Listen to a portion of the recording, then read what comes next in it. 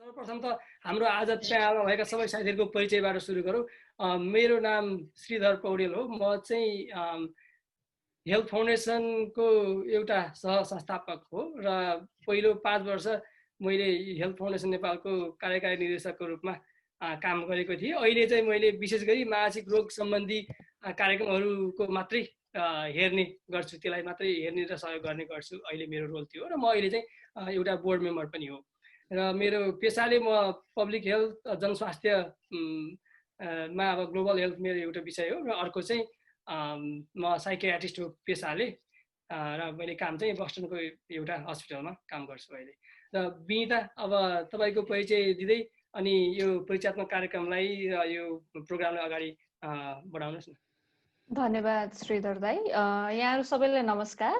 मेरो नाम विनिता अधिकारी र हाल म भाइस प्रेसिडेन्टको रूपमा चाहिँ एचएफएनमा रहेको छु र एचएफएनमा चाहिँ विगत सुरुवात कालदेखि 2013 देखि नै सुरुमा चाहिँ भलन्टियर, त्यसपछि कार्यकारी समितिको मेम्बरको रूपमा र हाल बोर्ड मेम्बरको रूपमा चाहिँ संलग्न हुँदै आएको छु। पेसाले म हाल चाहिँ जनस्वास्थ्य कर्मी हेल्थ पोलिसीमा काम गर्छु र जोन्स हपकिन्स युनिभर्सिटीको इन्टरनेसनल हेल्थ डिपार्टमेन्टमा रिसर्च एसोसिएटको रूपमा कार्यरत छु र पेसाले म पहिला नर्स पनि थिएँ। र आज यहाँ उपस्थित सबैजनालाई चाहिँ छोटकरीमा चाहिँ पालो आफ्नो चाहिँ परिचय दिन अनुरोध गर्दछु। सुरुमा अशोक दाई। नमस्ते, म अशोक देवकोटा। Thank you Vinita. म हेल्थ फाउन्डेसन नेपालको अहिले चेयरम्यानको रूपमा पनि कार्यरत छु। संस्थापन कालदेखि नै हेल्थ फाउन्डेसन नेपालमा एक्टिभ भएर लागि परेको छु। पेसाले म चिकित्सक, ब्राउन युनिभर्सिटीको रोड आइल्यान्ड हस्पिटलमा इन्टर्नल मेडिसिन फ्याकल्टीको रूपमा काम गर्दैछु र सबै साथीहरूको सहयोग र मायाले हामीहरूले चाहिँ यो कार्यक्रम आज सञ्चालन गर्न लागिरहेका छौँ र हाम्रो अर्गनाइजेसनको बारेमा अझै बढी तपाईहरुलाई भनौँ र अरू साथीहरूबाट पनि सुनौँ भनेर र होपफुली विनिताले र अरू साथीहरूको ले पनि हाम्रो अर्गनाइजेसनको बारेमा चाहिँ धेरै भन्नुहुन्छ होला। हस्, धन्यवाद। धन्यवाद अशोक दाई। कमल दाई। नमस्ते, मेरो नाम कमल वाग्ले। म हेल्थ फाउन्डेसन नेपालको बोर्ड मेम्बर र इमिडिएट पास्ट प्रेसिडेन्ट अनि सुरुदेखि को फाउन्डर पनि हो। र मेरो ब्याकग्राउन्डमा म यहाँले इन्डियाना युनिभर्सिटीमा जेरियाट्रिसियन भएर काम गरिरहेको छु। थ्याङ्क यू कमल दाई। रञ्जन दाई यहाँ नेपालबाट म सँगसँगै उपस्थित हुनुहुन्छ, प्लिज। नमस्ते, म रञ्जन सापकोटा। सबै मेरो स्क्रिनभरि मेरो साथीहरू हुनुहुन्छ। मेरो ट्रेनिङ यही सबैको जस्तै इन्स्टिट्युट अफ मेडिसिनमै भएको हो, जहाँबाट मैले एमबिबिएस, एमएस र कार्डियोथोरासिक एन्ड भास्कुलर सर्जरीमा एमसिएच पनि गरेँ। 2012मा सिद्ध्याएँ। त्यसपछि 1 वर्ष थोरासिक सर्जरीको फेलोसिप अस्ट्रेलियाबाट लिएको। त्यसपछि निरन्तर Manmohan cardiothoracic vascular and transplant सेन्टरमा काम गर्दैछु, primarily as a thoracic breast and thyroid surgeon and also as an adjunct to cardiac and vascular surgery. सुरुमा यहाँ काम गर्न सुरु गर्ने बित्तिकै हाम्रो हेल्थ फाउन्डेसन नेपाल मैले पास गरेर सिध्याउने बित्तिकै हाम्रो फाउन्डिङ प्रेसिडेन्ट प्रेम, मेरो साथी राजन, यहाँ हामी सँगै पढेको मान्छेहरू र हाम्रो डाक्टर गुणनिधि अनि डिस्टेन्सबाट श्रीधर, कमल सबैको एकैचोटि कुराकानी हुँदै जाँदाखेरि बिस्तारै सेप लिँदै गएको र हामी सबै संलग्न हुन गएको संस्था हो यो। त्यसैले सुरुदेखि नै विभिन्न हैसियतमा साथीको रूपमा, एक्जिक्युटिभ मेम्बरको रूपमा, जोइन्ट सेक्रेटरी पनि भएँ म सुरुमा। त्यो सबै हिसाबले सुरुदेखि नै एसोसिएटेड छु र पछि कामको ग्राभिटी, कामको डेन्सिटी र बिजनेस बिजी हुनुको त्यो मात्रा पनि बढ्दै गयो र पछि साथीहरूले अलि स्ट्रङली जाउँ, अझै सम्मिलित भएर जाउँ भनेपछि पछि प्रेसिडेन्टको रूपमा पनि काम गरेँ एक कार्यावधि र त्यसपछि अहिले दोहोऱ्याएर पनि फेरि यो दोस्रो कार्यकालको पहिलो वर्षमा छु म। हेल्थ फाउन्डेसन नेपालको तेस्रो कार्यकालमा छौँ हामी र मेरो व्यक्तिगत रूपमा म दोस्रोचोटि प्रेसिडेन्टको रूपमा छु अहिले। अमेरिकाका साथीहरू, नेपालकै पनि विभिन्न साथीहरू जो आज हामीले सबैजना हुनुहुन्न आजको मिटिङमा। सबैजना मिलेरै काम गर्दाखेरिको विभिन्न अप्स एन्ड डाउन्स सँगै भोग्दै आइएको छ। कतिपय सुरुदेखि नै एक्साइटिङ प्रोजेक्टहरू छन्, कतिपय बिस्तारै सिक्दै गएका छौँ हामीले। र मलाई लाग्छ हामी सबैको सामूहिक ग्रोथ भइरहेछ, म्युचुअल ग्रोथ भइरहेकै छ। र हाम्रो वेभलेन्थ, हाम्रो ल्याङ्ग्वेज, हाम्रो पेस चाहिँ अझ पहिलाभन्दा अझ बढी मिल्दै गएको जस्तो अनुभव गरेको छु मैले। र म खुसी छु। म हेल्थ फाउन्डेसन नेपालले बिस्तारै प्रगति गर्दै गएकोमा म खुसी छु। हामी एकैचोटि आकाश छुन सक्दैनौँ, तर बिस्तारै हाम्रो दायरा पनि बढ्दैछ, स्कोप बढ्दैछ। धेरै मान्छेहरूको सङ्गठन हुनाले सोचहरू पनि विभिन्न किसिमका सोचहरू आउँछन्, तिनीहरूलाई चिमल्दै हामी जस अगाडि बढिरहेछौँ। यसलाई म खुसी छु र आगामी दिनमा अझ धेरै गर्न सकिन्छ होला भन्नेमा म विश्वस्त छु। विनिता। धन्यवाद राजन दाई। सबैले चाहिँ यहाँ छोटकरीमा चाहिँ आफ्नो परिचय दिइ नै हाल्नुभयो। यसो गर्दै म चाहिँ मेन एजेन्डा हाम्रोमा एन्टर गर्न चाहन्छु। र राजन दाईले छोटकरीमा चाहिँ अलिकति भनिहाल्नुभयो हाम्रो एचएफएन कसरी सुरुवात हुन गयो। सरी रञ्जन दाई, कमल दाईलाई चाहिँ अलिकति हाम्रो चाहिँ यो आइडिया कहाँबाट सुरु भयो, एचएफएन कसरी स्थापना हुन पुग्यो, सुरुवातमा अमेरिकामा चाहिँ को हुनुहुन्थ्यो संलग्न यो आइडिया स्टार्ट गर्दाखेरिको, त्यसको बारेमा केही बताइदिनु हुन अनुरोध गर्दछु।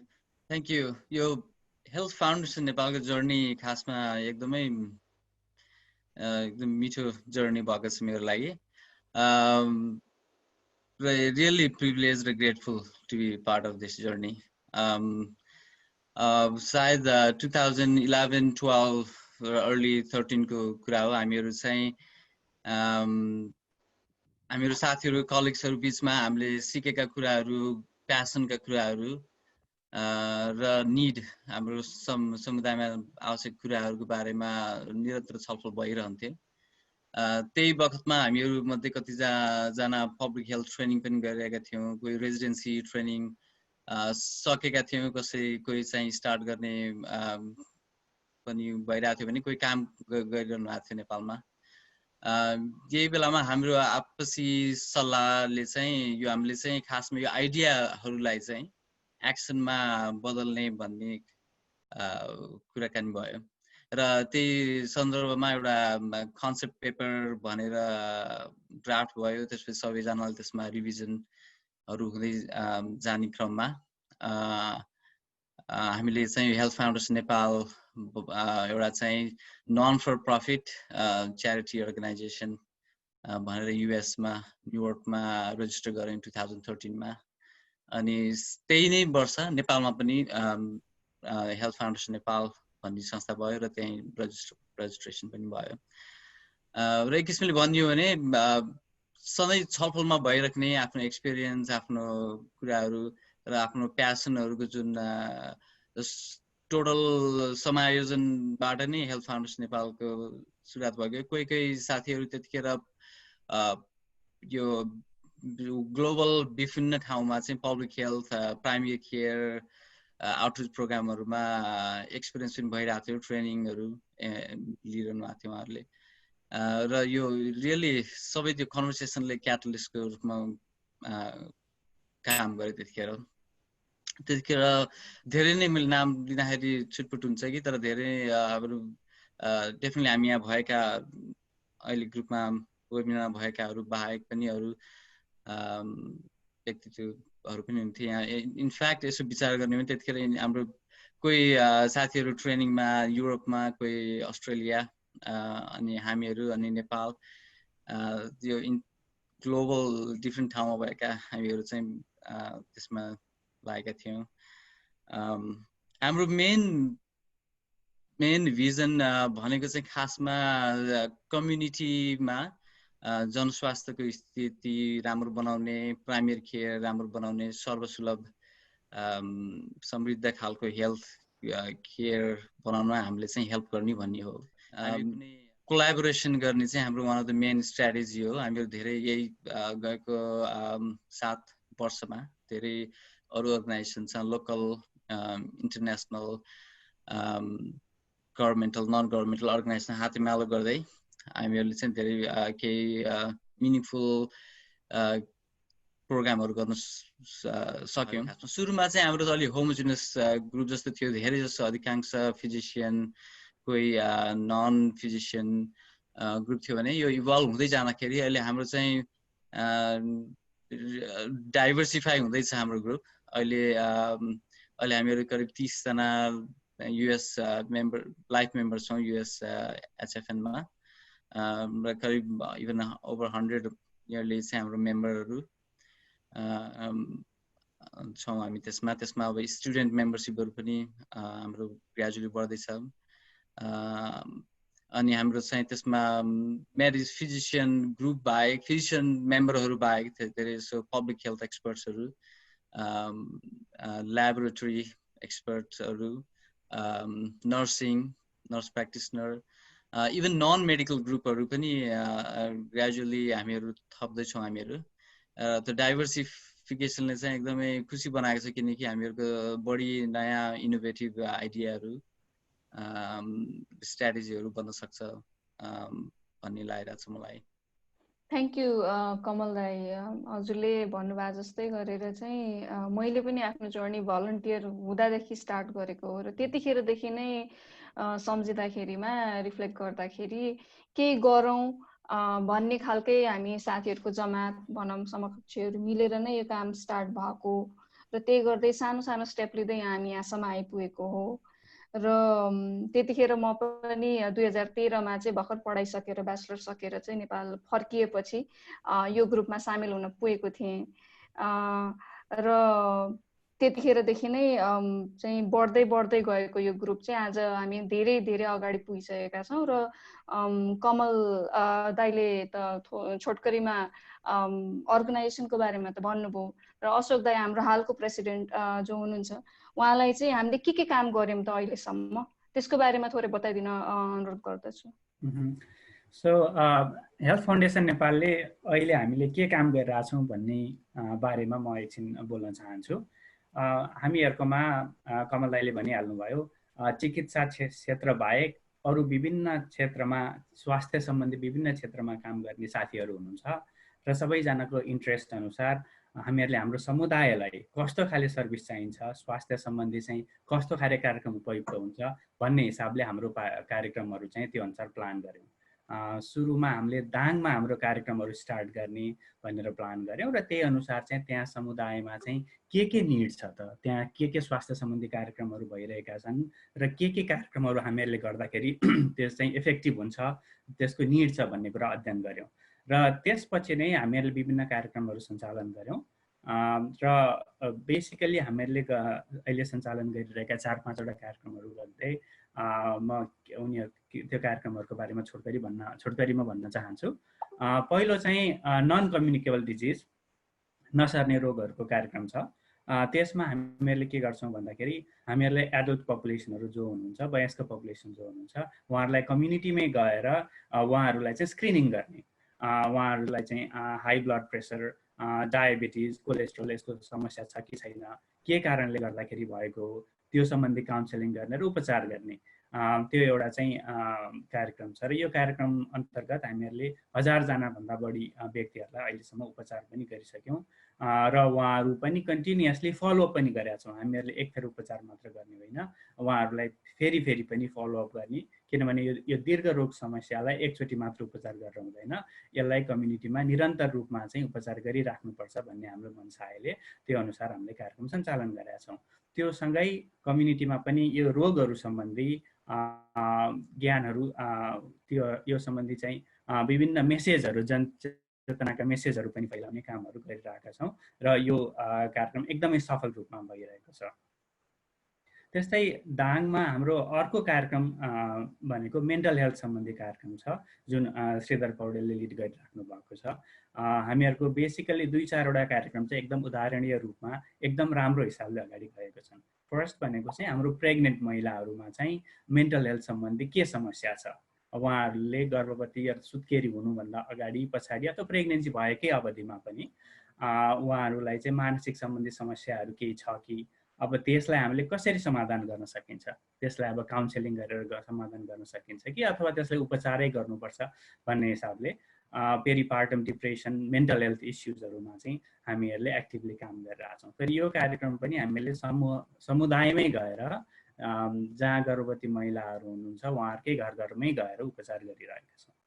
र मेन्टल हेल्थको बिरामीहरूलाई अरू खाले बिरामीहरू, अरू एडल्टहरूलाई पनि स्क्रिनिङ गर्ने, कम्युनिटीमा गएर स्क्रिनिङ गर्ने, अलिकति सिभियर खाले समस्याहरू छ भने चाहिँ उहाँहरूलाई चाहिँ अरू मेन्टल हेल्थ सेन्टरमा चाहिँ रिफर गर्ने त्यस्तो कार्यक्रमहरू गरेका छौँ।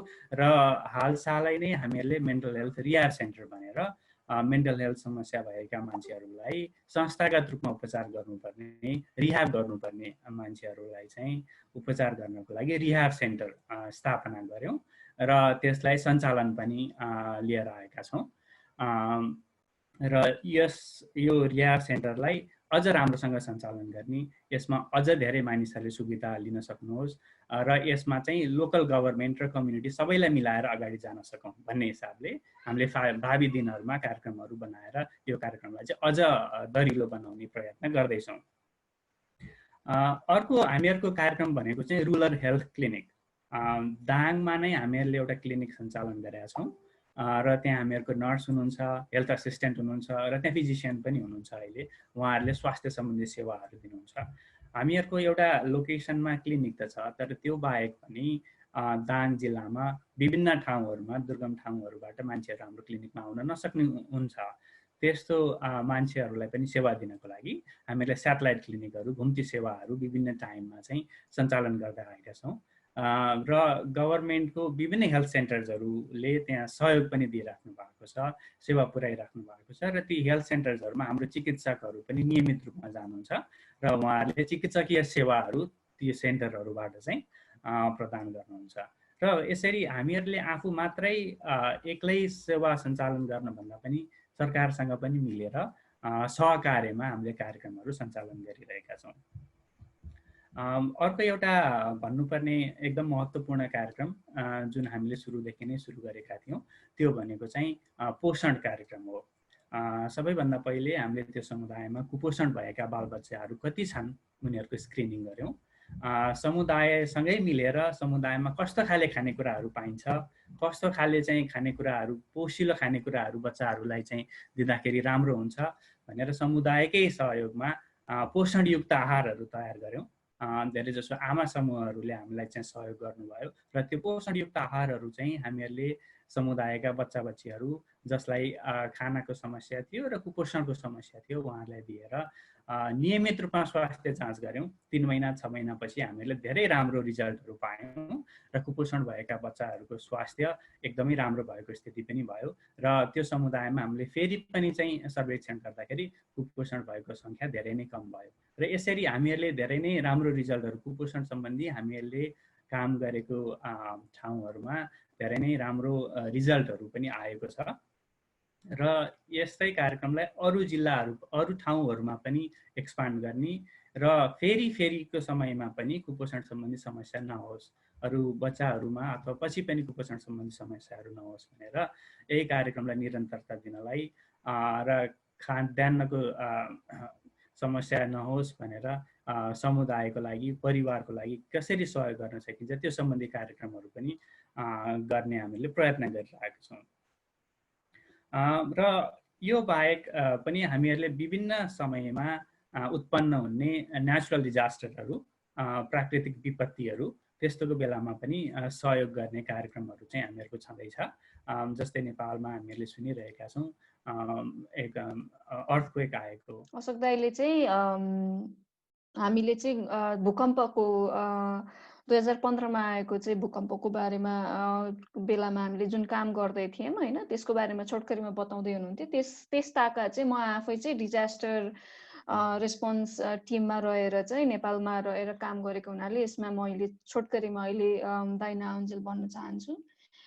त्यतिखेर चाहिँ हामीले लगभग भूकम्प पीडित लगभग 11 जिल्लामा गएर चाहिँ मेडिकल लगायत चाहिँ अरू रिलिफ आइटमहरू टेन्ट लगायतका अरू आइटमहरूलाई चाहिँ हामीले चाहिँ वितरण गरेका थियौँ र त्यतिखेर हामीले चाहिँ लगभग $1,00,000 चाहिँ पैसा चाहिँ सब फन्ड रेजिङ गरेर चाहिँ हामीले निकै बृहत रूपमा चाहिँ धेरैवटा सङ्घ संस्था लोकल सङ्घ संस्थासँग मिलेर चाहिँ काम गर्न सकेका थियौँ र त्यो हाम्रो चाहिँ विगतमा चाहिँ हासिल गरेको एउटा मुख्य उपलब्धि मध्ये पर्न आउँछ र दाइले भन्नुभयो जस्तै सामुदायिक तहमा चाहिँ अरू किसिमका स्वास्थ्य कार्यक्रमहरू हामीले चाहिँ दाङमा मात्रै नभई चेपाङ बस्ती लक्ष्मी प्रतिष्ठानसँग चाहिँ हामीले मिलेर यस्तै खालको क्लिनिक त्यहाँ पनि सञ्चालन गरिरहेका छौँ उहाँहरूसँगको सपोर्टमा र लगायत अन्य कोलाबोरेटरहरूसँग चाहिँ दाङको अन्य स्थानमा पनि हामीले काम गरिरहेका छौँ। स्वास्थ्यमा मात्र नभई चाहिँ डिजिटल लिटरेसी लगायतका कम्प्युटर शिक्षा प्रदान गर्ने कार्यक्रम चाहिँ चितवनका केही विद्यालयहरूमा मिलेर पनि काम गर्दै आएका छौँ। हालसालको स्थितिमा चाहिँ हामीले चाहिँ केही समय चाहिँ रिसर्चमा पनि काम गर्दै आएका छौँ र नसर्ने रोग सम्बन्धी र जुन मानसिक रोग सम्बन्धी चाहिँ केही रिसर्चहरू चाहिँ हामीले चाहिँ काम गर्दै आएको ठाउँमा चाहिँ अहिले चाहिँ हामीले चाहिँ अगाडि बढाइरहेका छौँ। हाम्रो रञ्जन दाइलाई चाहिँ हालको अवस्थामा चाहिँ अब कोरोनाको सन्दर्भ चलिरहेछ, हामीले चाहिँ के गरिरहेछौँ त यसमा चाहिँ भनिदिनुहोस् न। कोरोना सिजन चलिरहेछ हैन? हजुर।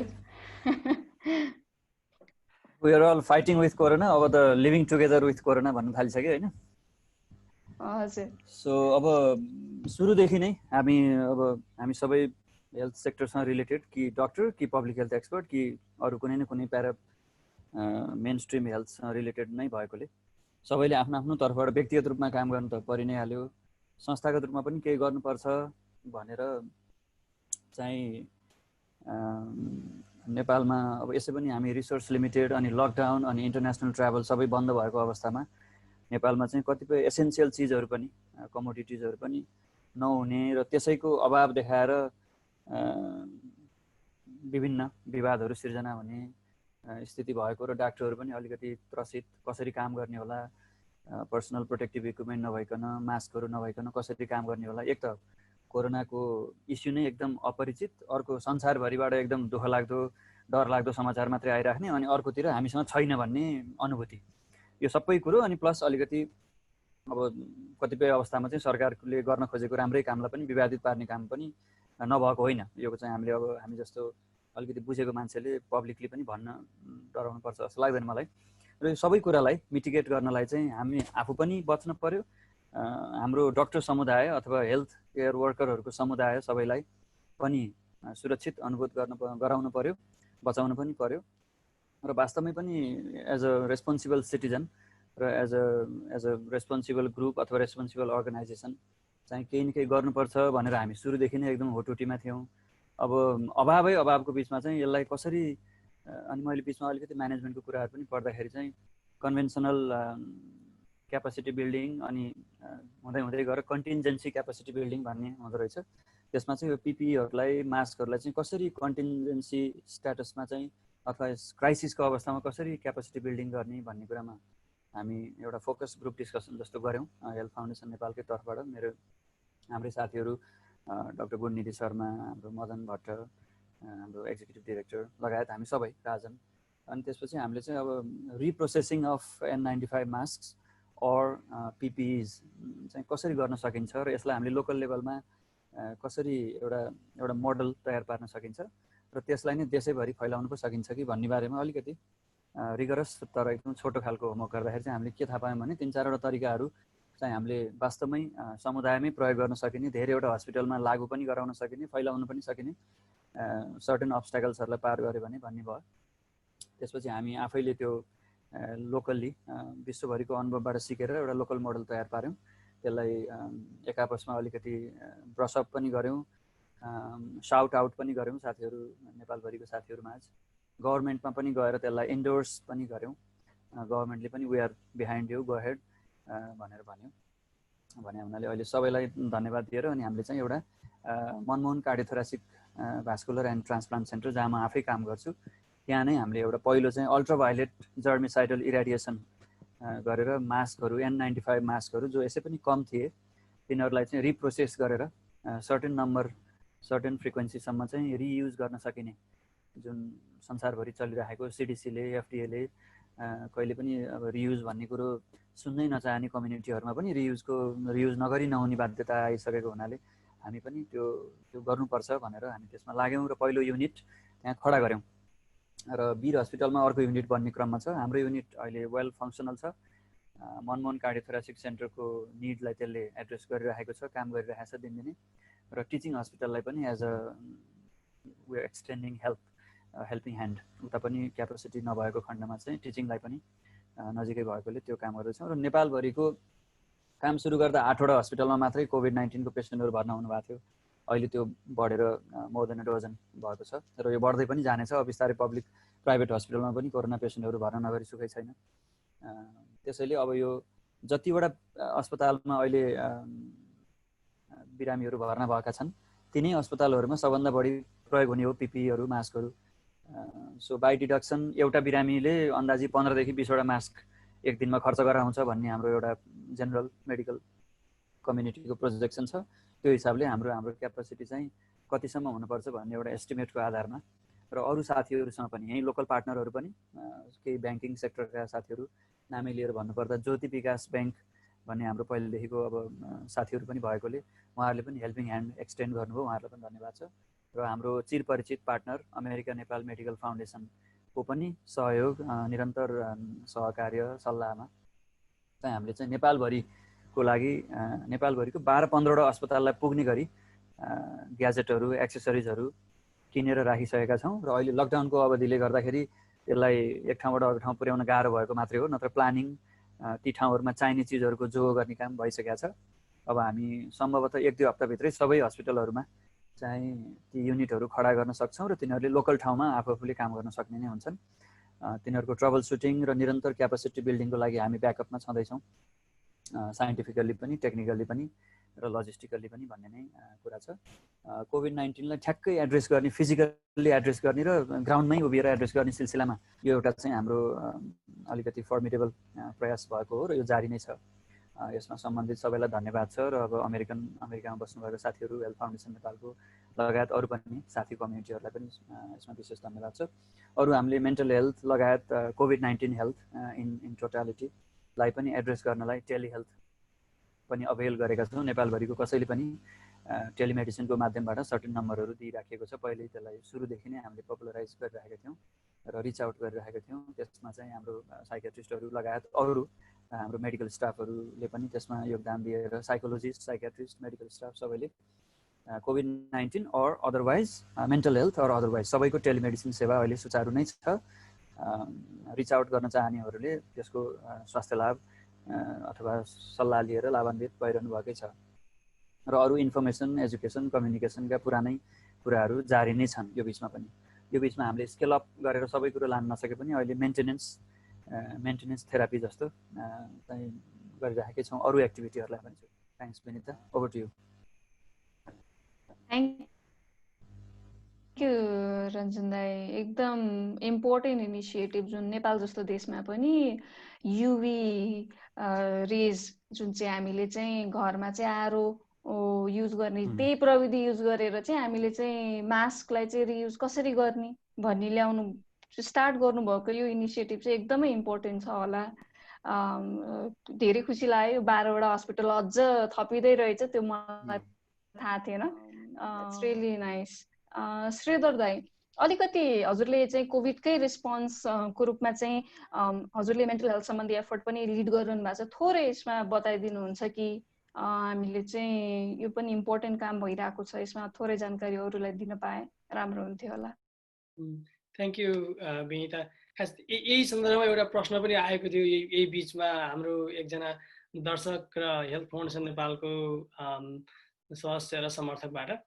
उहाँको प्रश्न चाहिँ के थियो भने खास अहिलेको सन्दर्भमा कोभिड-19 को महामारीमा के गरिरहेछ हेल्थ फाउन्डेसन नेपालले, के हो त यसको स्ट्यान्ड, त्यो पनि भनिदिनु भनेर त्यसको आधी भन्दा 75% आन्सर त डाक्टर रञ्जनबाट आइसक्यो। अर्को कुरा, हामीले अमेरिकामा चाहिँ यो America Nepal medical foundation, health foundation Nepal र यो सान भनी यो सबै अमेरिकामा भएका नर्सिङ नेपाली नर्सिङहरूको अर्गनाइजेसन, 3टा अर्गनाइजेसनको कम्बाइन इफोर्टमा चाहिँ र नेपाली साइकियाट्रिस्ट र साइकोलोजिस्ट थेरापिस्टहरू अमेरिकामा भएका साथीभाइ र केही नेपालका साथीहरू पनि जोडेर हामी 20 जना जति साथीभाइहरूले एउटा भोलिन्टियर हेल्प डेस्क बनाएका छौँ। त्यो चाहिँ कोभिड महामारीको कारणले गर्दा सिर्जना भएका मानसिक तनावहरू र अरू खालका मानसिक समस्याहरूलाई कसरी समाधान गर्न सकिन्छ भनेर सिरिज रूपमा वेबिनार गरिरहेको छौँ हामीले विभिन्न टपिकहरूमा।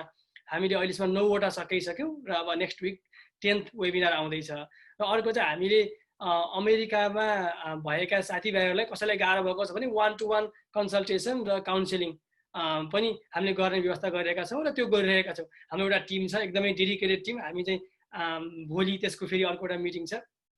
हामीले अमेरिकामा त्यो सुविधा दिइरहेका छौँ र नेपाल र अमेरिका संसारभरिका सबै मान्छेलाई सहयोग पुग्ने गरी चाहिँ हामीले यस्ता जानकारीमूलक वेबिनार डिस्कसनहरू पनि गरिरहेका छौँ। अनि यही सन्दर्भमा अर्को अघि हटलाइनको कुरा आएकोमा चाहिँ हटलाइनको नम्बर यहाँ फेसबुकमा धेरै ठाउँमा भेट्न सकिन्छ।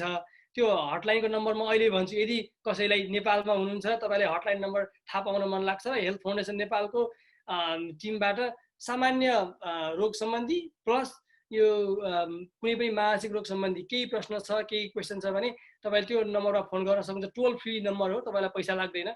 त्यो नम्बर चाहिँ नेपालीमा भन्दाखेरि 166-082-56003, इङ्ग्लिसमा 166-082-56003। यसमा चाहिँ बिहान 8 देखि बेलुका 8 सम्म जति बेला पनि फोन गर्न सक्नुहुन्छ र तपाईँलाई पैसा लाग्दैन र हाम्रो हेल्थ फाउन्डेसन नेपालको स्टाफहरूले तपाईँहरूलाई सहयोग पुर्याउनु हुनेछ।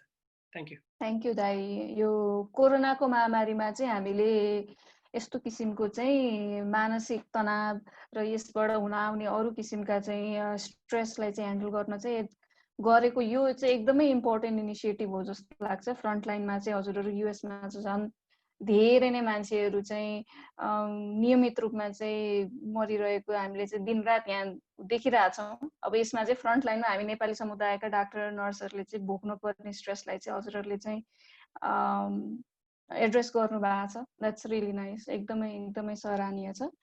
अब यही बिचमा चाहिँ मलाई अलिकति कुरा थप्न मन लाग्यो होइन। अब नेपाली टिममा चाहिँ यहाँ उपस्थित मध्येमा रञ्जन दाई हुनुहुन्छ, तर दाङ बेस्ड भएर चाहिँ काम गर्ने हाम्रो टिम मेम्बरहरूको चाहिँ यो सबै काम हुनुमा धेरै ठुलो हात छ।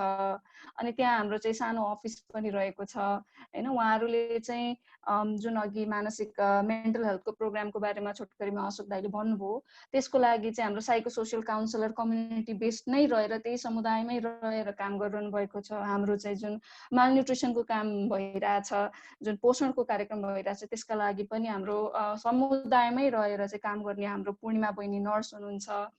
त्यसबाहेक डाक्टर पनि त्यहीँ उपस्थित हुनुहुन्छ। यो टिम चाहिँ एकदमै क्रुसियल छ जस्तो लाग्छ मलाई चाहिँ हाम्रो चाहिँ सामुदायिक तहमा गरिने सबै कामको लागि र इभन रिसर्चको लागि पनि।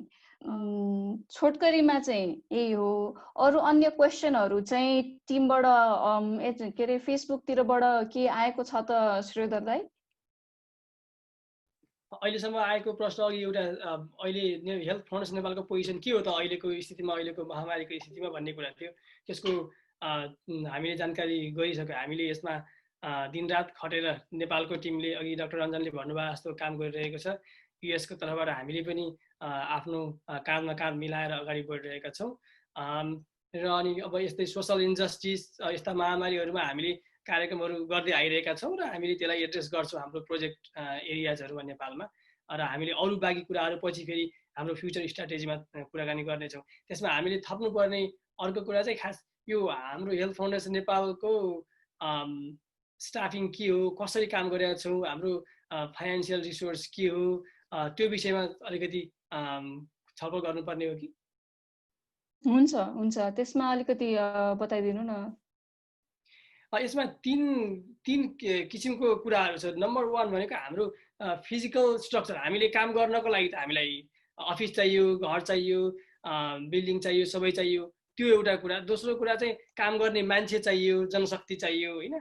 अनि अर्को चाहिँ सँगसँगै अब रिसोर्स चाहियो। रिसोर्स भनेको चाहिँ इन्टेलेक्चुअल टेक्निकल रिसोर्स एउटा हो भने फाइनेन्सियल रिसोर्स अर्को हो। यो सबै कुरा नभइकन हामीले कुनै पनि कार्यक्रम गर्न सक्दैनौँ। र अर्को चाहिँ अब त्यहाँको लोकल जियो पोलिटिकल सिचुएसन, त्यो चाहिँ अर्को महत्त्वपूर्ण कुरा भयो।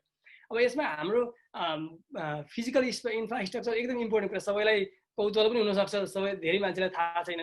हाम्रो दाङमा भएको अफिस गएको 7 वर्ष, लगभग 7 वर्षदेखि हामीसँग अफिस छ। त्यो अफिसको खर्च, बिल्डिङको खर्च हाम्रो जिरो, हामीले केही पनि खर्च गर्दैनौँ। त्यो एकदम महत्त्वपूर्ण कुरा हो, किनभने यहाँबाट हामीले पैसा पठाए कहाँ जान्छ भन्ने कुरा थाहा पाउनुपर्छ। त्यो चाहिँ हाम्रो गाउँको एउटा कमिटीले नै दिएको एउटा बिल्डिङमा हामीले अफिस राखेका छौँ। त्यो हामीले अफिसको लागि केही पैसा तिर्नु पर्दैन, नम्बर 1 इम्पोर्टेन्ट कुरा। अर्को कुरा होला, मान्छेहरू एनजिओ आइएनजिओ चलाएर गाडीमा हिँडेको सबैले देखिरहेछन् नेपालमा होइन। हेल्थ फाउन्डेसनको कतिवटा गाडी छन् होला भन्ने पनि कुरा होला होइन। हाम्रो हेल्थ फाउन्डेसन नेपालको केही पनि गाडी छैन है। हामीसँग एउटा सुरुमा हामीले किनेको एउटा सेकेन्ड ह्यान्ड मोटरसाइकल थियो, स्कुटर थियो, त्यही पनि बिग्रियो, हामीले त्यो पनि बनाएको छैनौँ। हाम्रो सबै काम गर्ने साथीभाइले आफ्नो स्कुटर, मोटरसाइकल, साइकल जे छ अथवा हिँडेर नै काम गर्नुहुन्छ। अरू कुरा, हाम्रो धाङको अफिस एकदम फेन्सी छ होला, टन्न सोफाहरू राखेर यताउता एकदमै भव्य छ होला भन्ने पनि लाग्यो होला, त्यो पनि केही पनि छैन। फेसबुकमा पोस्टरमा देख्नु गर्नुहुन्छ हाम्रो अफिस सामान्य केही पनि छैन। एउटा कुर्सी छ, टेबल छ, 2-4 अरू सामान्य कुर्सीहरू छन्। र हामीले सामान्य खर्च मात्रै गरेका छौँ यस्तो खालको चिजमा, किनभने हाम्रो मेन खर्च भनेको चाहिँ हाम्रो प्रोजेक्ट इम्प्लिमेन्टेसन गर्ने हो, मान्छेलाई चाहिएको सुविधा र सेवा दिने हो। अनि अर्को, हामीले भर्खरै मात्र चाहिँ काठमाडौँमा 1 वर्षभन्दा अलिकति बढी भयो काठमाडौँमा अफिस इस्टाब्लिस गरेका छौँ। त्यो हेल्थ फाउन्डेसन नेपालको टिमले त्यसको खर्च बियर गर्ने हो। हामीले हेल्थ फाउन्डेसन नेपालले अमेरिकामा उठाएर पठाएको पैसाले हामी त्यसमा खर्च गर्दैनौँ। त्यो नेपालको आफ्नै रिसोर्सबाट पनि त्यो अफिसको खर्च चलिरहेको छ। त्यो भएर हेल्थ फाउन्डेसन नेपालले ओभरअल हामीले अमेरिकाको जुन फन्डरेज धेरै जस्तो हामी यहीँबाट गर्छौँ, हामीले गर्दाखेरि हामीले यस्तो चिजहरूमा केही पनि खर्च गरेका छैनौँ। त्यही भएर हामीले उठाएको पैसा सबै प्रोजेक्टमा जान्छ। र हाम्रो अमेरिकामा यसको एडमिनिस्ट्रेटिभ खर्च कति हुन्छ भनेर एकदमै धेरैलाई कौतूहल त हुनसक्छ। हाम्रो जिरो, केही पनि एडमिनिस्ट्रेटिभ खर्च छैन अमेरिकामा। हामीले फन्डरेज गर्दाखेरि पेपाल थ्रु गऱ्यो भनेपछि चाहिँ त्यसले काट्ने 3% चार्ज खान्छन् उनीहरूले। हामीले अरू बाँकी सबै हामी जिरो एडमिनिस्ट्रेटिभ खर्च। त्यति मात्र होइन कि हाम्रो हेल्थ फाउन्डेसनमा काम गर्ने सबै साथीहरू, प्रोजेक्ट लिडरहरू, अफिसर सबैले पैसा केही पनि लिनुहुन्न, भोलिन्टियर गर्नुहुन्छ अथवा उल्टो पैसा दिनुहुन्छ हेल्थ फाउन्डेसन नेपाललाई रेगुलर। त्यो हाम्रो यहाँको एडमिनिस्ट्रेटिभ खर्च जिरो। अनि अर्को कुरा हामीले भन्नुपर्ने चाहिँ अब यो पैसाहरू चाहिँ कहाँबाट आउँछ भन्ने कुरा इम्पोर्टेन्ट कुरा होइन। हामीले अलिकति हिस्ट्रीमा जाउँ। हामीले सुरु गर्दाखेरि 2013मा $100 उठाउँ न, हाम्रा विद्यार्थीहरू र हाम्रो भर्खर ट्रेनिङमा भइरहेका साथीभाइहरू सबैले $100 उठाउँ, वर्षको 100 जना जम्मा पार्यौँ भने $10,000 भनेको नेपालमा ठुलै पैसा हो। 10 लाखमा ठुलो कार्यक्रमहरू गर्न सकिन्छ भनेर त्यसरी सुरु गरेको हो। अनि साथीभाइहरूले आफ्नो पकेटको खर्च जोगाएर चिया खाने अथवा बाहिर गएर मुभी हेर्ने पैसा जोगाएर $100 प्रत्येक वर्ष दिन्छु म भनेर यसरी सुरु गरेको हो है। अनि त्यसपछि अब हाम्रो आकाङ्क्षा यति बढ्दै गयो, कम्युनिटीमा डिमान्डहरू पनि बढ्दै गयो, अनि प्रोजेक्टहरू बढ्दै गयो, अनि त्यसले त थ्याक्न सक्ने कुरा भएन। हाम्रो इनिसियल बजेट $10,000 भन्दा बढी नहुने भन्ने थियो, तर अहिलेको हाम्रो बजेट सरसर्ती हेर्ने हो भने 70 देखि 80 लाख नेपाली रुपियाँ छ अहिलेको होइन। अनि हाम्रो स्टाफहरू अहिले 11 जना फुल टाइम पेड स्टाफ हुनुहुन्छ। 11 जना है। 11 जना मध्ये चाहिँ 1 जना एक्जिक्युटिभ डिरेक्टर हुनुहुन्छ काठमाडौँमा, 2 जना चाहिँ प्रशासनलाई सहयोग गर्ने यो लेखा कुराहरू एकाउन्ट हेर्ने हुनुहुन्छ, अनि 1 जना फुल टाइम फिजिसियन हुनुहुन्छ क्लिनिकल सर्भिस प्रोभाइड गर्नको लागि, 1 जना हेल्थ असिस्टेन्ट हुनुहुन्छ, अनि त्यसपछि 1 जना पब्लिक हेल्थ अफिसर हुनुहुन्छ प्रोजेक्टहरू सबै हेर्ने म्यानेज गर्नेको लागि, 1 जना पब्लिक हेल्थ नर्स हुनुहुन्छ बेसिकली क्लिनिकलाई सपोर्ट गर्ने प्लस अनि न्युट्रिसन प्रोग्रामहरूलाई हेर्ने गरेर, अनि त्यसपछि हामीसँग 2 जना साइको सोसल काउन्सिलर फुल टाइमर हुनुहुन्छ अहिले होइन। अनि अब त्यो सबै गर्दा हामीसँग 11 जना फुल टाइम स्टाफहरू हुनुहुन्छ। अनि त्यसपछि हाम्रो बजेट चाहिँ 70 देखि 80 लाख छ वर्षको। भनेपछि यो पैसा कहाँबाट आउँछ भन्दाखेरि यो सबै अहिले जो मान्छेले हेरिरहनु भएको छ हेल्थ फाउन्डेसन नेपालको यो कार्यक्रम, हेल्थ फाउन्डेसन नेपालका संस्थापक साथीहरू, सामान्य सदस्यहरू, अनि त्यसपछि लाइफ मेम्बरहरू र हाम्रो हजारौँ सहयोगीहरू, उहाँहरूले हरेक वर्ष हरेक दिन हामीलाई विभिन्न प्रोजेक्टहरूको लागि भनेर पैसा डोनेसन गर्नुहुन्छ। अनि त्यो कारणले त्यही नै हो हाम्रो मेन रिसोर्स अहिलेको। हामीले अहिलेसम्म कुनै पनि अर्गनाइजेसनबाट पैसा लिएका छैनौँ एक्सेप्ट अमेरिका नेपाल मेडिकल फाउन्डेसनबाट यो psychiatric care and rehabilitation centre, मानसिक रोग सम्बन्धी जुन रिहेबिलिटेसन प्रोग्राम चलाइरहेछौँ अहिले हामी दाङमा, त्यसको बिल्डिङ बनाउनको लागि $30,000 अमेरिका नेपाल मेडिकल फाउन्डेसनले दिएको हो, त्यो भेरी इम्पोर्टेन्ट सोर्स थियो। अनि अरू चाहिँ अझै $20,000 चाहिँ मेन्टल हेल्थ प्रोजेक्टको लागि नै यसैलाई नै दिने भनेर डिसिजन गर्नुभएको छ। हामीले लिएको छैनौँ अहिलेसम्म। हामीले लिएको अमेरिका नेपाल मेडिकल फाउन्डेसनको $30,000 बाहेक सबै पैसा तपाईँहरूले नै हेल्थ फाउन्डेसन नेपाललाई माया गरेर हामीले गरेको कामलाई विश्वास गरेर दिनुभएको हो। त्यही भएर I really appreciate every one, all of the Health Foundation Nepal members, supporters and contributors, and it is you who is running all the projects in Nepal. And again, as I mentioned, we do not have any administrative expenses in America. We have very minimal administrative expenses in Nepal. हाम्रो जति पनि तपाईहरुले सहयोग गर्नुहुन्छ सबै सिधै नेपालको प्रोजेक्टमा जान्छ र प्रोजेक्टमा पनि हाम्रो फिल्डमै जान्छ। सबै तपाईहरुले सहयोग गर्नुभएको। अनि हाम्रो तपाईले हेर्नुभयो भने एकदमै सानो सानो पैसा खर्च गरेर धेरै धेरै राम्रो खालको आउटकम दिने हाम्रो प्रोजेक्टहरु रन गरिरहेका छौं। यो विषयमा हामीले आगामी अरु वेबिनारमा छलफल गर्नेछौं। Thank you Binda. मलाई एउटा कुरा थ्यांक यू दा क्विकली हाइलाइट गर्नु मन लाग्यो। कति साथीहरुले चाहिँ कति धेरै अर्गनाइजेसनहरु छन् हैन, अनि किन एचएफएन किन सेपरेट अर्गनाइजेसन भयो अथवा किन सबै ठाउँको मेम्बरशिप लिने कति त्यो भन्ने एउटा चाहिँ प्रश्न आइरहन्छ कि भेटघाट गर्दाखेरि। खासमा हामीहरु चाहिँ अब यो सबैजनासँग कोलाबोरेट गर्ने हाम्रो चाहिँ स्ट्र्याटेजी हो हैन, र हाम्रो स्पेसिफिक एजेन्डाहरु छ, मिसन छ, अनि गोलहरु छ। हाम्रो कम्युनिटीमा गर्ने जनस्वास्थ्य कुरा भए जस्तै न्युट्रिसनदेखि mental health, health and computer literacy, non communicable disease, हाम्रो स्पेसिफिक प्रोजेक्टहरु छ र हाम्रो नेपालको टिमहरुसँग पनि हाम्रो कोलाबोरेट भएर काम भइरहेको छ। अब हाम्रै अर्गनाइजेसन भित्रका सबै मेम्बरहरु अलमोस्ट सबैजना अरु अर्गनाइजेसनमा पनि मेम्बरहरु छौं, अरु अर्गनाइजेसनको मेम्बरहरु पनि हामीहरुमा मेम्बरशिप हुनुहुन्छ। यो जस्ट यो सामूहिक कार्यक्रम हो खासमा हैन। अब यो विभिन्न कारणले आफ्नो युनिक अर्गनाइजेसन भएर काम गर्दा सजिलो पनि हुन्छ। हाम्रो चाहिँ स्पेसिफिक एजेन्डा भएको हुनाले, कम्युनिटी स्ट्र्याटेजी भएको हुनाले, त्यसकारणले त्यो एउटा चाहिँ सधैँ आइरहने कुरा भएको हुनाले मैले हाइलाइट गर्न खोजेको। खास हाम्रो कुनै यो सेपरेट आइडेन्टिटी भनेर हामी छुट्टिनु खोज्नु भन्दा नि हाम्रो स्पेसिफिक प्रोजेक्ट छ। हाम्रो यो प्रोजेक्टसँग चाहिँ सबैजनासँग कोलाबोरेट गर्ने कुरा हो हाम्रो। कमल दाइ, यही बीचमा चाहिँ हजुरले कोलाबोरेसनको कुरा गर्नुभयो हैन। अहिलेसम्म चाहिँ हामीले एचएफएनले चाहिँ कस्ता कस्ता अर्गनाइजेसनसम्म चाहिँ कोलाबोरेसन गर्यौं, अलिअलि कुरा त उठिसक्यो हैन, त्यसमा थोरै भनिदिनुस् न। जस्तै अमेरिका नेपाल मेडिकल फाउन्डेसन भन्को नाम अघि नै आइसक्यो, हाम्रो वान अफ द मेजर कोलाबोरेटर भयो। अरु कोलाबोरेटरहरुमा यो नेशनल इनोभेसन सेन्टरबाट अहिले रञ्जनले भने जस्तै बनेको काम हामीहरु कोलाबोरेटर पनि भइरहेको छ। त्यसबाहेक लोकल दाङमा मोफिन अर्गनाइजेसनसँग मेन्टल हेल्थ प्रोजेक्टहरु भइरहेको छ। चेपाङ कम्युनिटीमा जुन हाम्रो प्राइमेरी हेल्थ कामहरु भइरहेको छ त्यसमा लक्ष्मी प्रतिष्ठान सँग कोलाबोरेट भइरहेको छ। त्यस्तै अरु प्राइमेरी हेल्थ काममा कर्म हेल्थ पनि हाम्रो बिग कोलाबोरेटर हो हैन। त्यसरी नै हाम्रो अरु लोकल गभर्नमेन्टल प्रोग्रामहरुसँग चाहिँ हाम्रो कोलाबोरेसन छ। दाङ फर एक्जाम्पल हाम्रो दाङको प्रोजेक्टहरुमा हामी त्यहाँको गभर्नमेन्टल हेल्थ स्ट्रक्चर छ, हामी एकदम क्लोजली नै कोलाबोरेट गरिरहेका छौं। मैले केही मिस पनि गरे होला, तर जस्ट एक्जाम्पल चाहिँ मैले के दिन खोजेको भने हामी धेरै कोलाबोरेसन गरेरै काम गर्ने भन्ने हाम्रो स्ट्र्याटेजी। म अलिकति थपौँ बिनिता?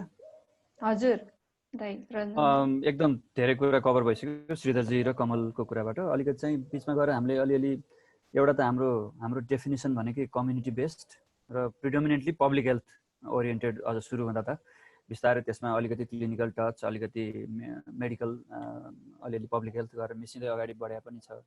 पछि गएर हामीले के पनि फिल गर्यौँ भने एउटा निड बेस्ड भनेको कम्युनिटीको निड बेस्ड हुँदो रहेछ। अर्को चाहिँ आखिर हामी नेपालको चौघेराभित्र काम गरिरहेको छौँ, नेपालको भूमिभित्र काम गरिरहेको छौँ भने चाहिँ नेपालमा हेल्थको सेक्टरमा लिडर भनेको त आखिर गभर्नमेन्ट नै हो।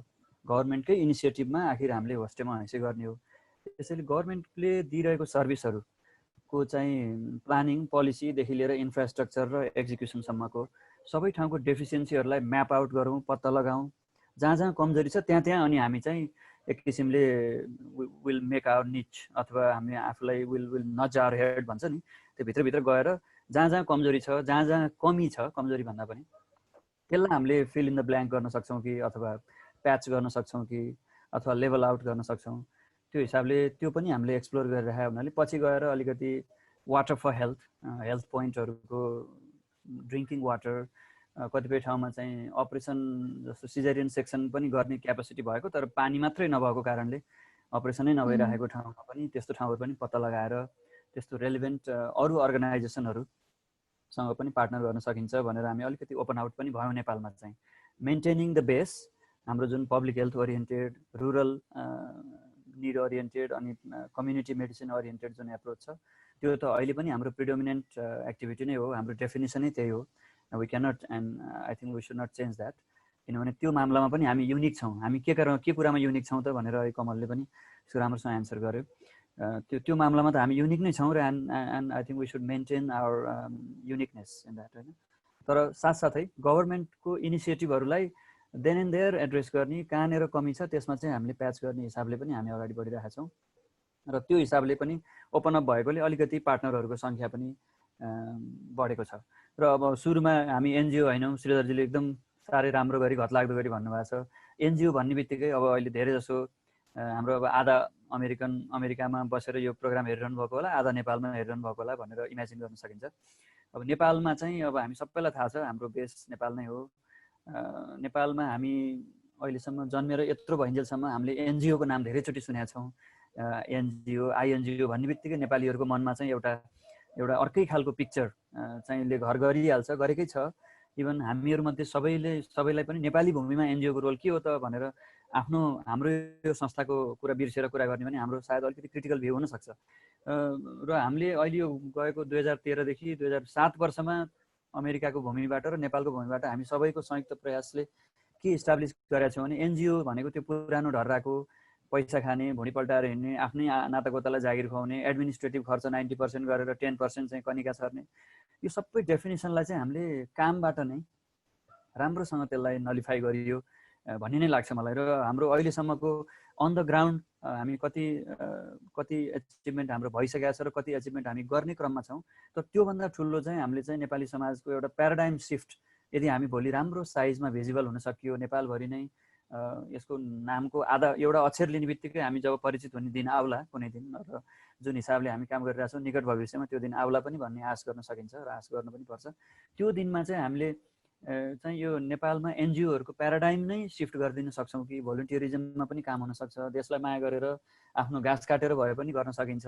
खालि एनजिओ भनेको विदेशी डोनरको पैसा ल्यायो, डलरवादी, यो सबै डेफिनेसनहरूलाई नै चेन्ज गर्ने प्याराडाइम सिफ्ट गर्न सकिन्छ भन्नेमा म पनि आशावादी नै छु एकदमै।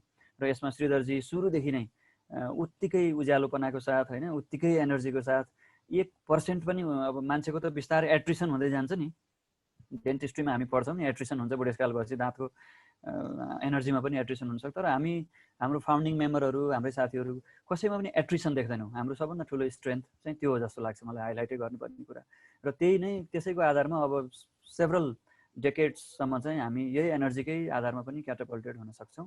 त्यसैले मैले चाहिँ के भन्ने गरेको छु भने एनजिओ चाहिँ नन गभर्मेन्टल अर्गनाइजेसन, पुरानो डेफिनेसन होइन, हामी चाहिँ Nepal loving grounded in Nepal organisation हो भनेर चाहिँ मैले चाहिँ यो नयाँ तरिकाले हामीले आफैलाई डिफाइन गर्दै गएको छौँ र इस्टाब्लिस गर्दै जाउँ।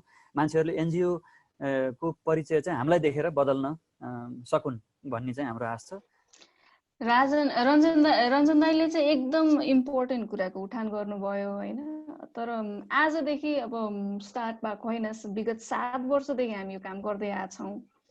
अशोक दाइलाई चाहिँ मैले थोरै अलिकति हामीले आजसम्मको जर्नीमा चाहिँ आएका मुख्य चाहिँ चुनौतीहरू र अवसरहरू के थिए त, यसमा थोरै रिफ्लेक्ट गरेर के भनिदिनु हुन अनुरोध गर्दछु। र साथै अरू हाम्रो प्यानलिस्टमा हुनुभएको कसैले पनि उहाँ अशोक दाइ पछि एड गर्नु होला। ओके, सो त्यो हाम्रो अर्गनाइजेसन स्टार्टिङदेखि अब अहिलेसम्ममा हामीले धेरै ग्रोथ भएको कुराहरू गऱ्यौँ।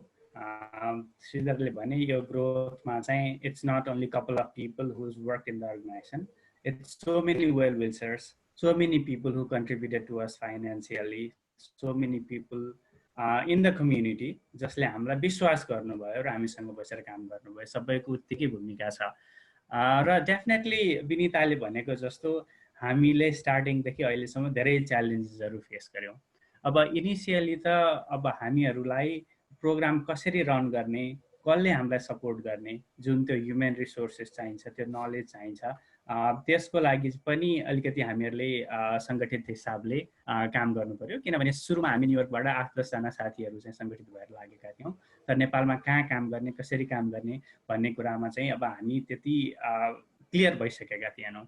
र त्यो बेलामा हाम्रै साथीहरू जुन आयुमा पब्लिक हेल्थ डिपार्टमेन्टमा काम गर्नुभएको थियो, उहाँहरूसँग हामीहरूले धेरै नै अन्तर्क्रिया गऱ्यौँ। र उहाँहरूसँग अन्तर्क्रियापछि अब ग्राउन्ड सिनेरियो चाहिँ के छ त, त्यो बेलामा चाहिँ हामीले जुन अर्गनाइजेसन इस्टाब्लिस गर्न लाग्यौँ, हाम्रो प्रोग्राम्सहरू स्टार्ट गर्न लाग्यौँ, त्यसको त्यो आइडिया भयो र त्यसबाट चाहिँ अलिकति काम सुरु गर्न सक्यौँ।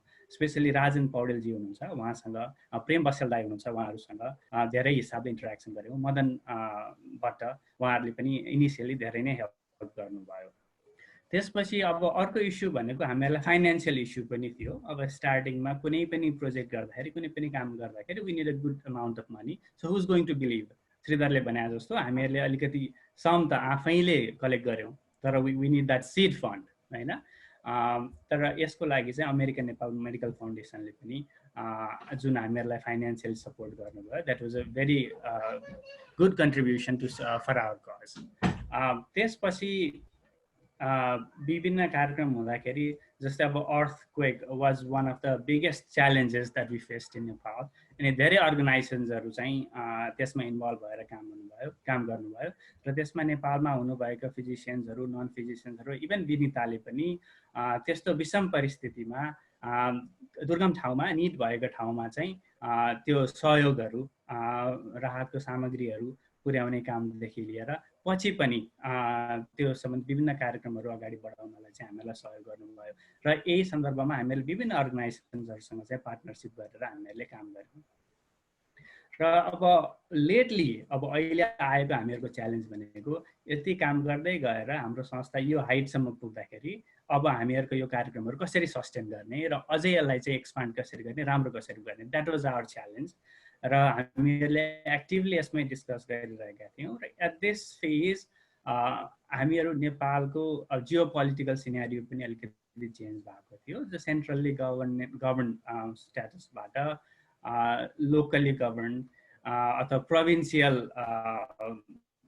सिस्टममा चेन्ज हुँदाखेरि हामीहरूले आफ्नो प्रोग्राम्सहरू, प्रोजेक्टहरू कसरी चाहिँ त्यसमा चाहिँ डिफ्रेन्टली गर्ने, लोकल गभर्मेन्ट साथै सेन्ट्रल गभर्मेन्टलाई पनि अब हामीहरूको एक्सपर्टिजले कसरी सहयोग गर्ने भन्ने त्यो लेभलमा पनि हामीहरूले कामहरू गरिरहेको थियौँ। र यो सम्बन्धी डेफिनेटली नेटवर्किङहरू गर्ने र सबै अरू अर्गनाइजेसन्सहरूलाई पनि सँगै ल्याएर काम गर्ने र सबैजना मिलेर काम गर्ने, त्यो हिसाबले काम गरिरहेको थियौँ। र अब अहिले मेन च्यालेन्ज भनेको चाहिँ कोभिडले गर्दाखेरि हाम्रो यो सबै प्रोग्रामहरू हल्ट भएका छन्। र कोभिड पछाडि हाम्रो कार्यक्रमहरू कसरी रन गर्ने भन्ने कुरा चाहिँ डेफिनेटली अब नेपाल गभर्मेन्टले नेपाल जस्तो कन्टेक्स्टमा चाहिँ अब ओपन कसरी हुन्छ, कन्ट्री रिओपन कसरी हुन्छ, प्रोजेक्ट्सहरू कसरी रिओपन गर्ने भन्ने द्याट्स अ बिग च्यालेन्ज। अब हामी जस्तै कम्युनिटीमा काम गरेहरू, संस्थाहरू, गभर्मेन्टको पोलिसीहरू के हुन्छ त्यसलाई नै स्टडी गरिरहेका छौँ। र त्यही अनुसार पनि हामीले पोस्ट कोभिड सिचुएसनमा रिओपनिङ प्लान बनाउनेछौँ।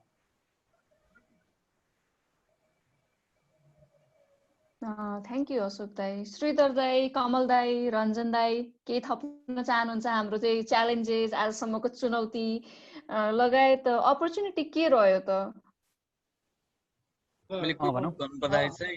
हुन्छ क्विक श्रीधरजी। हेल्थकेयर एकदमै कम्प्लेक्स सिस्टम हो होइन। यसमा अब मान्छेहरूको बिलिफ, प्र्याक्टिस, अर्गनाइजेसन सबै भ्यू अरू इन्डस्ट्री अथवा अरू सेक्टरभन्दा फरक छ। त्यस कारण च्यालेन्जेसहरू चाहिँ एकदम इनबोर्न जस्तै पार्ट जस्तै हो हेल्थ केयरमा काम गर्दाखेरि। अब हाम्रो मेन च्यालेन्जेस चाहिँ अब अरू एम्बिसियस प्लानहरू गर्ने बित्तिकै हाम्रो फन्डिङ अनि ग्रान्ट राइटिङ अनि सपोर्टिङ हरूको च्यालेन्ज चाहिँ एउटा हो। र त्यसको लागि चाहिँ अहिलेसम्मको डोनरहरू सबै सब वेल युजरहरूको चाहिँ हामी एकदमै ग्रेटफुल छौँ। र नयाँ लाल स्टप हेर्ला रञ्जन होस्टे यताबाट हैँसे, यताको होस्टे उताबाट हैँसे। मेरो समरी यही हो। यो हामी निरन्तर गर्नुपर्छ, हामी बाँचिन्जेल गर्नुपर्छ र हाम्रो जेनेरेसन पछिको जेनेरेसनलाई इन्सपायर गर्न सकौँ, त्यही छ मेरो आशा। अरू डिटेलहरू त हामी वर्कआउट गरिहाल्छौँ। अशोकले एकदम ग्राउन्ड एकदम माइन्युट डिटेल्सहरू भनिसकेको छ, त्यसमा म धेरै दोहोऱ्याउन चाहन्न, सबै डिटेलहरू छन्। श्रीधरजी?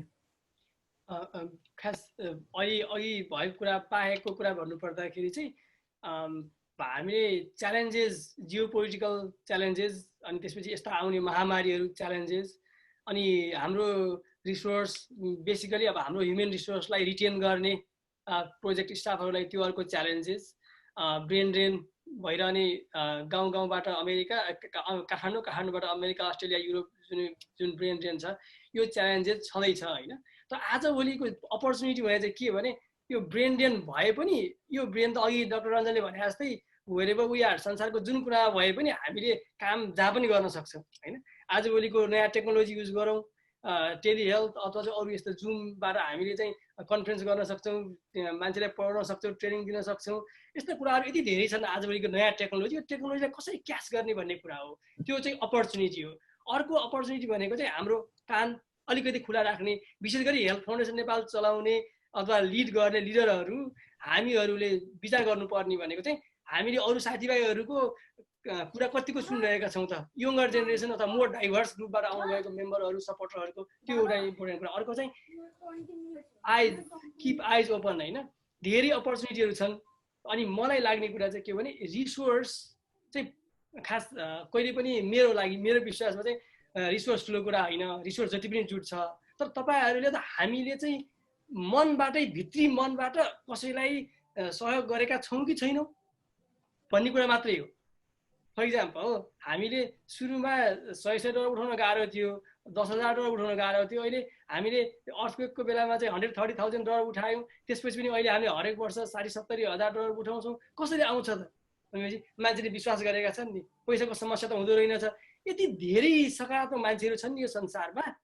हामीले राम्रो काम गरौँ, लिडरसिप दिउँ, मान्छेहरू सबैले सहयोग गर्न रेडी छन्। मान्छेलाई केही गरौँ न गरौँ नेपालमा भन्ने भावना भएका मान्छेहरू लाखौँ छन्। अमेरिका, युरोप, अस्ट्रेलिया मात्र होइन, नेपालमै पनि। र अब हाम्रो के अरे मिडल इस्टमा काम गर्ने, अरब कन्ट्रीमा काम गर्ने कामदारहरूको पनि नेपालमा के गरौँ भन्ने भावना यति धेरै छ नि, लाखौँ मान्छेहरूले सहयोग गर्न सक्छन्, गरिरहेका छन्। तर हामी मात्रै होइन, हेल्थ फाउन्डेसन नेपाल मात्रै होइन, हामीले चाहिँ अरू अर्गनाइजेसनले गरिरहेको इफोर्टमा पनि हामीले सँगसँगै इफोर्ट पुऱ्याउनु पर्छ। र मिलेर काम गऱ्यो भने जे कुरा पनि गर्न सकिन्छ, असम्भव केही छैन जस्तो लाग्छ मलाई। Thank you.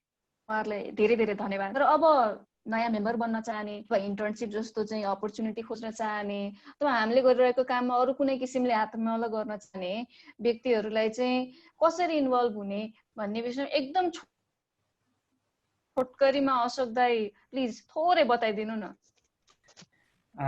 हामीहरूलाई सहयोग गर्ने धेरै ओनर साथीहरू हुनुहुन्छ।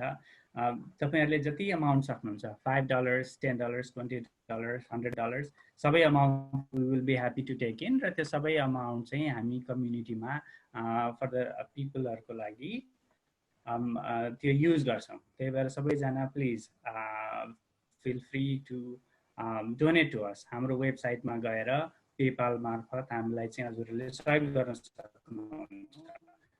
कसैले आफ्नो बर्थडेमा अथवा आफ्नो बच्चा बच्चीको बर्थडेमा अथवा आफ्नो लभड वान्सको बर्थडेमा पनि हाम्रो अर्गनाइजेसनको लागि संस्थामा नेपालमा रहेर र त्यसको लागि आफ्नो कामबाट सहयोग गर्न चाहनुहुन्छ भने पनि युएसमा अथवा नेपालमा हामीहरूलाई सम्पर्क गर्नुहोस्। अब हामीहरूको विभिन्न प्रोजेक्टमा तपाईँहरूको कुन इन्ट्रेस्ट छ, कुन प्रोजेक्टमा इन्ट्रेस्ट छ, त्यही अनुसार चाहिँ हामी तपाईँहरूलाई चाहिँ अट्याच गरिदिन्छौँ र त्यही आफ्नै कामले, आफ्नो एक्सपर्टिजले पनि हामीहरूलाई तपाईँहरूले सहयोग गर्न सक्नुहुन्छ।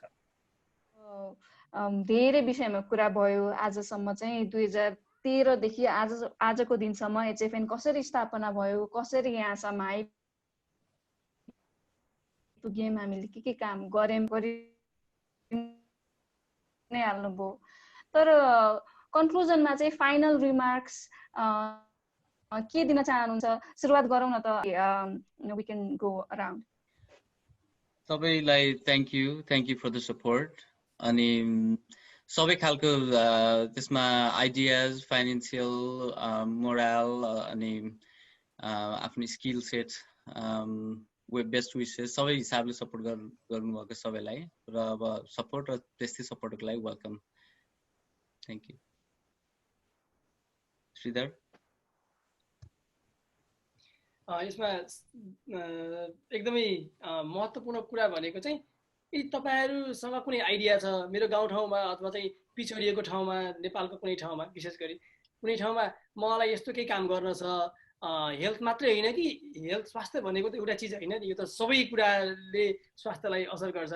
कुनै पनि कुरा काम गर्न मन लागेको छ, कसरी गर्ने होला भनेर गाह्रो भइरहेको छ, if you are still thinking how to translate your ideas into actions, you can be part of Health Foundation Nepal. We will be there to help and support and to translate our ideas into action. That is our main motto, है, number 1.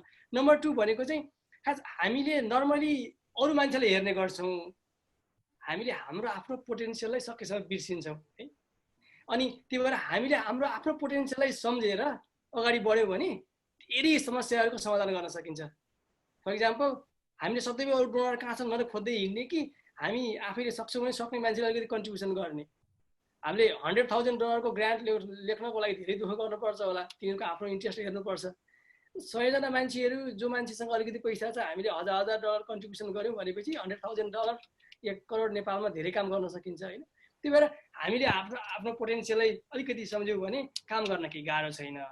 त्यही हो। र अर्को third निचोड भन्नु पर्दाखेरि चाहिँ जति पनि हामीले अहिले यहाँ धेरै गफ गऱ्यौँ, तर हामीले अहिले गफ गरेको यति धेरै काम गऱ्यौँ भनेर गफ आएको कुरा चाहिँ तपाईँहरू हाम्रो हेल्थ फाउन्डेसन नेपालको समर्थक, सल्लाहकार, सदस्यहरू र को फाउन्डर सबै साथीहरूले गर्दाखेरि हो। त्यही भएर I really want to thank everyone. I'm really grateful to all of you guys, and without your help and support we would not be able to do much. Thank you so much. छोटकरीमा health foundation नेपालको म technically president हो, तर म दाङदेखि काठमाडौँसम्म र नेपालको अरू ठाउँमा पनि काम गर्ने हुने सबैलाई नै एक किसिमले हेल्थ फाउन्डेसन नेपालको प्रेसिडेन्ट नै ठान्छु र हौ पनि हामी वी डिजर्भ अल द्याट। यो कन्टिन्यू गर्नुपर्छ र अमेरिकामा भएका हाम्रा साथीहरू हेल्थ फाउन्डेसन नेपाल अमेरिकाको कन्टिन्युअल सपोर्ट, कन्टिन्युअल कोअपरेसन र हाम्रो मन माझ भएर चाहिँ नयाँभन्दा नयाँ योजनाहरू निकालेर काम गर्न सकियोस् भन्ने छ। र नेपालमै हुनुभएका अरू साथीहरूलाई पनि म साउट आउट गर्न चाहन्छु। श्रीधरजीले भने जस्तै नेपालको कुनै पनि कुना काप्चामा पब्लिक हेल्थ रिलेटेड सानादेखि ठुला इस्युहरू, गभर्मेन्टको सर्भिसमा भएका सानादेखि ठुला डेफिसियन्सीहरू जसलाई हामीले अलिकति मेहनत गरेर प्याचअप गर्न सकिन्छ, त्यो सबै पोइन्ट आउट गर्ने, त्यो सबैलाई लिस्ट आउट गर्ने र त्यसको म्यापिङ गर्ने प्रयासमा हामी सबै लागौँ। यो कसैले योजना बनाएर घोषणा गरेर गर्नुपर्ने काम होइन, यो सबै एकदम एक किसिमले भन्यो भने सेरेन्डिपिटी को हिसाबले अथवा स्पोन्टेनियस हिसाबले नै हामी अगाडि बढिरहेका छौँ। अफकोर्स प्लानिङ चाहिन्छ, तर योजना सुरु गर्नलाई प्लानिङ चाहिँदैन। कहीँ काम नभइरहेको देख्दाखेरि, कहीँ डेफिसियन्सी देख्दाखेरि मन दुख्नलाई योजना चाहिँदैन। कसैले अब म आज मन दुखाउँछु, आज कहीँ डेफिसियन्सी देखेर भन्नु पर्दैन, त्यसलाई टिपौँ, त्यसलाई अगाडि बढौँ। त्यसपछि श्रीधरजीले कमलले भने जस्तै पैसा, रिसोर्स भनेको दोज विल फलो एन्ड यो मान्छेहरूलाई र समाजलाई चाहिँ अगाडिबाट लिड गर्नुपर्छ, अगाडिबाट हाँक्नुपर्छ भन्ने छ। त्यसमा हामी अगाडि बढिरहनुपर्छ। यो प्रतिबद्धता पनि सबै दर्शकहरूलाई र हाम्रो टिमभित्रै पनि रिइटरेट गर्न चाहन्छु। Thank you Vinita. म एकदम छोटो नेपालभरिको कोभिड-19 को ट्रिटमेन्ट गरिरहनु भएको हस्पिटलको सबै डाक्टर, नर्स, सबै हेल्थ केयर वर्करहरूलाई एकदम धन्यवाद र ग्रेट वर्क भन्न चाहन्छु। र हाम्रो अल्ट्राभायोलेट जर्मिसाइडल इरेडिएसन प्रोजेक्टमा चाहेर पनि मिसिन नसक्नु भएको कतिपय लजिस्टिक कुराले गाह्रो भइरहेको छ भने please reach out to us भन्न चाहन्छु। But we are coming to you also. तर तपाईँहरू पनि सम्पर्कमा आउनु होला, कतिपय हामीले भन्न नसकेका नभ्याएका हुन सक्छौँ, त्यही अनुरोध गर्न चाहन्छु। Thanks Vinita, over to you. ल अन्त्यमा अहिलेसम्म हामीहरू सबैलाई सहयोग गर्ने सबैलाई धन्यवाद। र अब अहिलेकै परिस्थितिमा, अहिले कोरोनाले हामी सबैको जीवनमा, हामी सबैको समाजलाई छोएको छ, कति डराएका छौँ र सबैजना अहिलेको स्थितिमा कोरोना पछि म एउटा नयाँ जिन्दगी स्टार्ट गर्छु भनेर लागिरहेका छौँ। र हेल्थ फाउन्डेसन नेपाल पनि यो स्वास्थ्य सम्बन्धी र जनस्वास्थ्य सम्बन्धी चुनौतीहरू जुन आउन सक्छन्, अहिले हामीले गरिरहेकोहरूको कामहरू बाहेक पनि अब हाम्रो समाजमा आउने चुनौतीहरूलाई पनि अगाडि तिनीहरूलाई पनि कसरी जुझ्ने र सबैलाई त्यो जुझ्नलाई कसरी चाहिँ सहयोग गर्ने भन्ने हिसाबले हामीले विभिन्न कार्यक्रमहरू लिएर अगाडि आउँछौँ। र यसको लागि पनि हामीहरू तपाईँहरू सबैको साथ, सहयोग, सल्लाह, सुझाव चाहिन्छ। र हामी फेरि पनि यस्तै गरी वेबिनार मार्फत, अनलाइन प्लेटफर्म मार्फत अथवा विभिन्न तरिकाले तपाईँहरूसँग आउँछौँ र सबैजनाले हामीहरूलाई सहयोग गरि नै राख्नुहुन्छ भन्ने मेरो आशा छ। धन्यवाद। म आजको कार्यक्रमको थोरै भावना त राखिहाल्नु भयो र एचएफएन सम्बन्धी अरू पनि केही प्रश्नहरू छन्, हामीले के गर्दैछौँ कसो गर्दैछौँ भन्ने विषयमा अझै पनि जानकारी लिन मन छ भने हाम्रो वेबसाइटमा सबै कुरा चाहिँ अलरेडी इन्फर्मेसन छ र आउँदो दिनमा चाहिँ हामीले अझै यस्तै वेबिनार मार्फत चाहिँ अरू विभिन्न विषयमा चाहिँ अलिक डिटेलमा कुरा गर्ने चाहिँ हामीले योजना राखेका छौँ। त्यसको जानकारी पनि यहाँहरूले पाउनु नै हुनेछ। र अन्तिममा केही गरौँ, केही आइडिया छ र कसरी गर्ने होला भनेर सोचिरहनु भएको मध्ये कोही हुनुहुन्छ भने हामीलाई सम्पर्क गर्नुहोस्, मिलेर केही उपाय खोजौँला, सँगै काम गरौँला र अगाडि बढ्दै जाउँला। सिक्दै जाने हो, गर्दै जाने हो र एचएफएन को मूल मन्त्र नै सबैलाई अगाडि लिएर मिलेर जाने रहेको छ र हामीले यही गर्न सकौँला भन्ने चाहिँ आशा राख्दछु। र आजको कार्यक्रममा चाहिँ प्रकाश पौडेल दाइले चाहिँ ब्याकग्राउन्डबाट चाहिँ हाम्रो चाहिँ प्राविधिक रूपमा चाहिँ सपोर्ट गरिरहनु भएको छ। उहाँलाई पनि धेरै धेरै थ्याङ्क यू। र यो जुम अकाउन्ट नै उहाँले चाहिँ स्पोन्सर गर्नुभएको छ, त्यसको लागि पनि अझ बढी थ्याङ्क यू। र सबैलाई थ्याङ्क यू भन्दै आज चाहिँ बिदा लिन चाहन्छौँ। सबैलाई नमस्कार, धन्यवाद।